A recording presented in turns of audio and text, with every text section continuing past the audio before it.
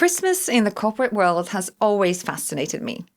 Not because of the lights or the novelty jumpers or the carefully curated playlist someone in HR agonized over, but because every December, without fail, the entire industry reveals its true character. Polished, ambitious, exhausted, and somehow still insisting that yes, this is the season to slow down, while simultaneously asking everyone to complete 3 months of work in a span of 2 weeks.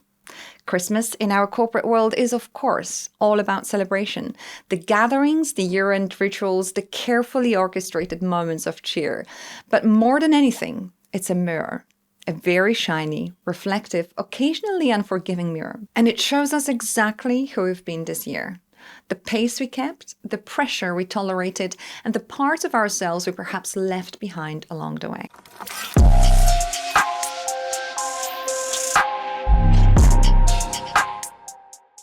Welcome to the Escalation Podcast. I'm your host, Editor, and today's episode is a pause to examine all of that. A moment of reflection, a little wit, a little honesty, and hopefully a moment of clarity. Let's start where all good December reflections begin, the unspoken corporate naughty or nice list. Now, nobody admits that publicly, of course, we're all far too professional for that, but December activates a subconscious assessment mechanism in every ambitious professional, a kind of internal performance dashboard, one that lights up in festive red and green. On the nice list, the deals you closed, the clients you rescued, the disasters you prevented, the 1,000 small moments no one will ever see, but you know kept the machine running. On the naughty list, the goals you didn't hit, the emails you wish you'd never sent, the days you pretended you were fine when you absolutely were not. And there's the topic everyone pretends not to care about, bonuses. Most of us won't see those numbers until February, sometimes even March, but Christmas is when the whispers begin, the hints, the quiet forecasting, the subtle recalculations of how the year really went. We perform a sophisticated kind of professional modesty, a polite shrug, a strategic smile, while simultaneously carrying the very human desire to be recognized. Because let's be honest, we all know exactly what we were paid last year, what we hope to be paid this year, and what the number symbolizes. It isn't about greed. It's about recognition. It's about value. It's about the whispered question every high performer quietly carries. Was the year I just gave truly seen? And then naturally comes the Christmas party, a room full of people performing relaxation, navigating conversations with senior management as if they were a carefully choreographed diplomatic summit. Every year, the same dynamics reappear and the familiar characters emerge. The over-enthusiastic associate trying too hard, the partner who doesn't usually drink, suddenly discovering mulled wine, and the HR team moving through the room with the calm vigilance of people who have seen things. And yet behind the humor and the predictability, there is something else happening. People soften. Roles loosen.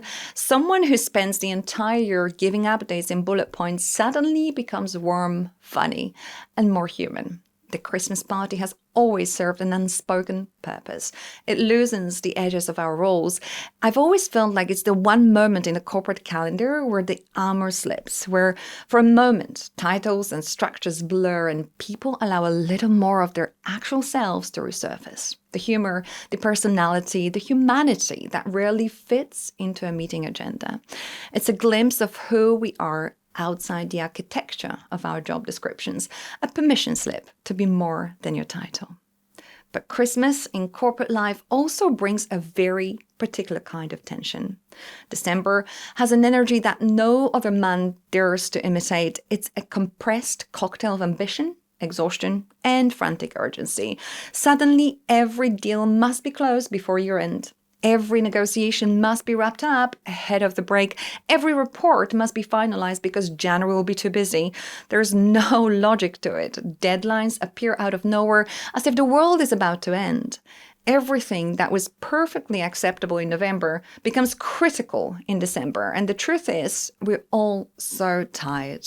Not the kind of tired solved by a long sleep or an extra cup of coffee. Christmas doesn't create that exhaustion, it just brings it into focus. It's the moment where the pace and the pressure and the weight of everything we've managed finally becomes visible. Which brings me to the one thing every professional truly wants in December: time. Not money, not gifts, not the branded notebooks or carefully curated hampers. Time. Time without targets, time without meetings, without the quiet guilt that surfaces whenever you're not producing, responding, or optimizing something. In our corporate world, time becomes a luxury item. It's the most precious commodity we have, and the one we negotiate away the fastest. And every December, no matter how high-performing, ambitious, or composed we've been, there is a part of us that longs for something very simple: a moment to stop, to reflect, a moment that belongs only to us. It's a strange kind of irony. The closer we get to the holiday designed for pause, the faster everything seems to move. When I think about Christmas earlier in my career, I remember trying to hold everything together, trying to finish strong, meet expectations, keep pace with people who seem to run on a different type of fuel altogether. And now, years later, after building a career, building a business, building a family, Christmas means something entirely different. It's not a pause. I've learned to create pauses for myself throughout the year. Christmas has become a recalibration, a moment where I step back and ask myself, what actually mattered this year? What didn't? What do I want to carry into the next chapter? And what has served its purpose and can finally be put down? Where did I fail? And could I have allowed myself to fail a little more instead of gripping so tightly to perfection? Through that lens, December rush stops being a test of productivity and becomes something else entirely. A perspective shift, a quiet audit of who you're becoming, not just what you've produced. So if you're listening to this on your commute, at your desk, or in a rare moment of quiet, here's what I hope for you this Christmas: that you find your space again, that you give yourself permission to step outside the role you play so diligently throughout the year, that you recognize how much you've carried and how much you've done, how far you've come, and that you allow yourself, even briefly, to simply exist without performance. Because the work will wait, the world will keep turning, and you deserve a moment that is just yours, untouched by urgency or expectation. Thank you for joining me for this Christmas reflection, de-escalation podcast style.